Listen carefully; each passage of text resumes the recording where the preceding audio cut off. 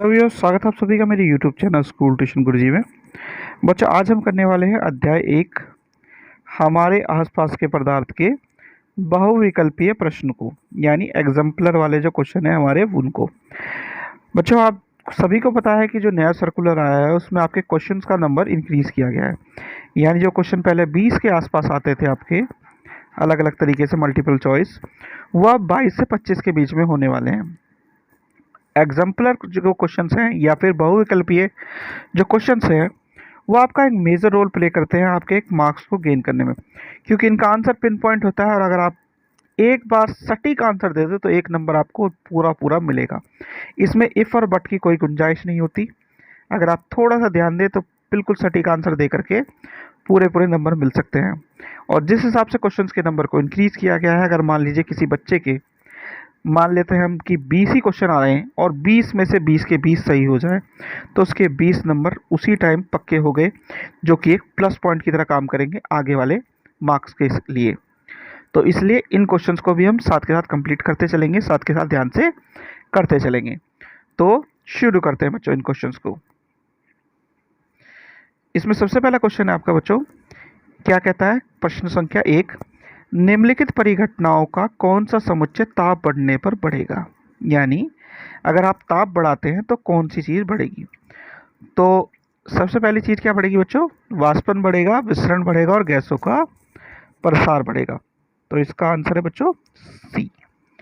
चलिए, अगला है क्वेश्चन नंबर 2, यानी प्रश्न संख्या 2। सीमा ने एक प्राकृतिक गैस संपीड़न इकाई का निरीक्षण किया तथा पाया कि ताप एवं दाब की विशिष्ट परिस्थितियों में गैस को द्रवित किया जा सकता है। अपने अनुभव को मित्रों के साथ बांटते हुए वह भ्रमित हो गई। द्रवण के लिए परिस्थितियों की सही समुच्चय को पहचानने में उसकी मदद कीजिए। यानी ये क्या कह रहा है कि किसी गैस को हमने क्या किया, संपीड़ित करके सिलेंडर में भरना शुरू किया, तो उसके लिए कुछ विशेष परिस्थितियाँ होती हैं, लेकिन विशेष परिस्थितियाँ उसे सीमा को याद नहीं रही। तो कौन सी परिस्थिति है? सबको पता है हमें कि दाब होना चाहिए उच्च और जो ताप होना चाहिए वो होता है निम्न। तो यहाँ पे ऑप्शन नंबर सी है इसका बच्चों, निम्न ताप उच्च दाब। चलिए अगला देखते हैं बच्चों। अगला है क्वेश्चन नंबर 3। क्वेश्चन नंबर 3 क्या कहता है बच्चों?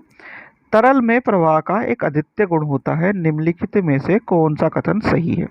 तो यहाँ पे कथन वाला है, हमें सारे के सारे कथन एक बार देखने पड़ेंगे, उसके बाद ही हम आंसर दे सकते हैं। तो क्वेश्चन ये पूछ रहा है कि तरल में प्रवाह का एक अद्वितीय गुण होता है और इसमें से सही कथन हमें चुनना है। तो ये क्या पहला है आपका, केवल गैस तरल के समान व्यवहार करती है, तो ऐसा जरूरी नहीं है। फिर आपका गैस एवं ठोस तरल के समान व्यवहार करते हैं, तो ठोस तो बिल्कुल भी ऐसा व्यवहार नहीं कर सकता, तो ये वाला पॉइंट भी गलत हो गया बच्चों। फिर है गैस तथा द्रव्य तरल के समान व्यवहार करते हैं, ये ठीक है। फिर है केवल द्रव्य तरल के समान व्यवहार करते हैं, ये गलत है। तो आपका आंसर हो गया बच्चों सी। फिर है इसका प्रश्न संख्या 4, ग्रीष्म काल में जल को मिट्टी के बर्तन में रखने पर किस परिघटन के कारण वह ठंडा हो जाता है? तो सीधी सी बात है, ये है वाष्पन के कारण ऐसा होता है बच्चों। ये एक सिंपल क्वेश्चन का आंसर है। चलिए अगला क्वेश्चन देखते हैं इसका, क्वेश्चन नंबर 5। क्वेश्चन नंबर 5 है आपका कि कुछ पदार्थों को उनके कणों के मध्य आकर्षण बल के बढ़ते हुए क्रम में व्यवस्थित किया गया है। निम्नलिखित में से कौन सा सही व्यवस्था को निरूपित करता है? तो आकर्षण बल कब बढ़ता है बच्चों?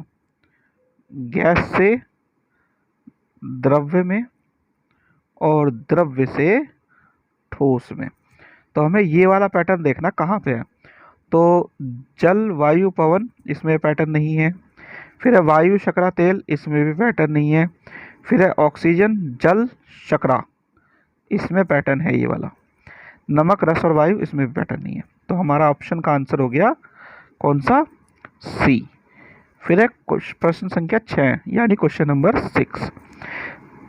आपका क्या है? 25 डिग्री सेल्सियस, 38 डिग्री सेल्सियस तथा 66 डिग्री सेल्सियस को केल्विन मापक्रम में परिवर्तित करने पर इन तापमानों का सही अनुक्रम होगा।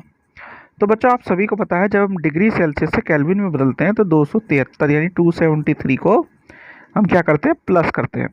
और अगर हम किस में कन्वर्ट कर रहे हैं, केल्विन से डिग्री सेल्सियस में कन्वर्ट कर रहे हैं तो 273 या 273 को माइनस कर देते हैं। तो जब ऐसा हम कैलकुलेशन के हिसाब से करेंगे तो हमारा आंसर क्या होना चाहिए बच्चों, आंसर हमारा होना चाहिए ए 298 केल्विन, 311 केल्विन तथा 339 केल्विन। चलिए अगला क्वेश्चन देखते हैं बच्चों। अगला क्वेश्चन है क्वेश्चन नंबर 7। निम्नलिखित में से सही कथन का चयन कीजिए। कौन सा कथन सही है बच्चों, तो कथन एक बार पढ़ लेते हैं, पता चल जाएगा कौन सा कथन सही है। ठोस का द्रव्य अवस्था से गुजरे बिना वाष्प में रूपांतरण वाष्पन कहलाता है, तो ये हो गया गलत। फिर है बच्चों आपका वाष्प का द्रव्य अवस्था से गुजरे बिना ठोस में रूपांतरण उद्दपातन कहलाता है, ठीक बात है, कहलाता है। वाष्प का द्रव्य अवस्था से गुजरे बिना ठोस में रूपांतरण ही विनीकरण कहलाता है, गलत है। फिर है ठोस का द्रव्य में रूपांतरण उद्दपातन कहलाता है, ये भी गलत है। तो इसका आंसर हो गया बच्चों बी। चलिए अगला क्वेश्चन देखते हैं। अगला क्वेश्चन है question number 8। Di ethyl ether acetone तथा एन ब्यूटाइल अल्कोहल के क्वथनांक क्रमशः 35 डिग्री सेल्सियस, 56 डिग्री सेल्सियस तथा 118 डिग्री सेल्सियस है। निम्नलिखित में से कौन सा क्वथनांक केल्विन मापक्रम में सही निरूपण करेगा। तो आपको 273 या 273 क्या है जोड़ना है, और जब आप ये जोड़ देंगे तो आपको आंसर मिल जाएगा। आंसर होगा लगभग लगभग हमारा सी वाला। चलिए अगला क्वेश्चन देखते हैं बच्चों। अगला क्वेश्चन है क्वेश्चन नंबर 9। निम्न में से कौन सी परिस्थितियां जल के वाष्पन में वृद्धि करेगी। तो जल का वाष्पन कब होता है बच्चों, जब हम तापमान में वृद्धि करते हैं, ठीक है। तो बेसिक वे में हमें इन चारों में से क्या देखना है, कौन सी चीज़ ऐसी है जो ताप में वृद्धि कर रही है। तो यहाँ पे पहला ही है आपका ऑप्शन, जल के तापमान में वृद्धि, यही आपका आंसर है बच्चों। चलिए आखिरी वाला देख लेते हैं क्वेश्चन। अंतिम प्रश्न है प्रश्न संख्या 10। निम्नलिखित में से किन परिस्थितियों में हाइड्रोजन गैस के अणुओं के मध्य की दूरी बढ़ेगी। यानी हाइड्रोजन गैस के अणुओं की दूरी कौन सी कंडीशन में बढ़ेगी, यदि हमें बताना है। तो पहला आपका बंद पात्र में भरी हाइड्रोजन गैस पर दबाव डालकर। तो दबाव अगर हम किसी चीज में डालेंगे तो वो अणुओं को क्या लाएगी, पास लाएगी, तो ये वाला तो ऑप्शन हो गया गलत। फिर है कुछ हाइड्रोजन गैस के पात्र से रिसाव होना पर। अगर हाइड्रोजन गैस के पात्र से रिसाव होगा तो उसपे अणु के बीच की दूरी बढ़ेगी, ये ठीक है।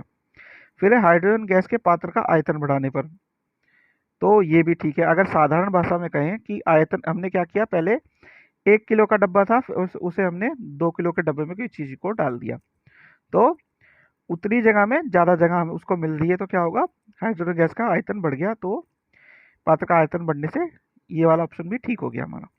फिर आखिरी क्या है बच्चों, पात्र का आयतन बढ़ाए बिना पात्र में अधिक हाइड्रोजन गैस मिलाना। तो अगर अधिक हाइड्रोजन गैस मिलाएंगे तो वो क्या होगा, अणुओं के बीच की दूरी बढ़ने की जगह घटेगी, तो ये भी गलत हो गया। तो यानी दूसरा और तीसरा जहाँ पे ऑप्शन सही है वो हमारा आंसर है, तो ऐसा ऑप्शन है बच्चों सी, ये हो गया हमारा आंसर बच्चों, ठीक है। तो ये हो गया बच्चों आपकी वीडियो कंप्लीट। इंग्लिश मीडियम में भी बच्चों ये वीडियो है, हिंदी मीडियम में भी बच्चों ये वीडियो है। अगर आपको कोई भी कन्फ्यूजन हो आप तो दोनों मीडियम में आप ये वीडियो देख सकते हैं और आसानी से क्वेश्चंस को समझ सकते हैं। तो बच्चों आशा करता हूँ आपको वीडियो अच्छी लगी होगी। अगर वीडियो अच्छी लगी हो तो चैनल को सब्सक्राइब करें, वीडियो को लाइक करें, शेयर करें। Thank you.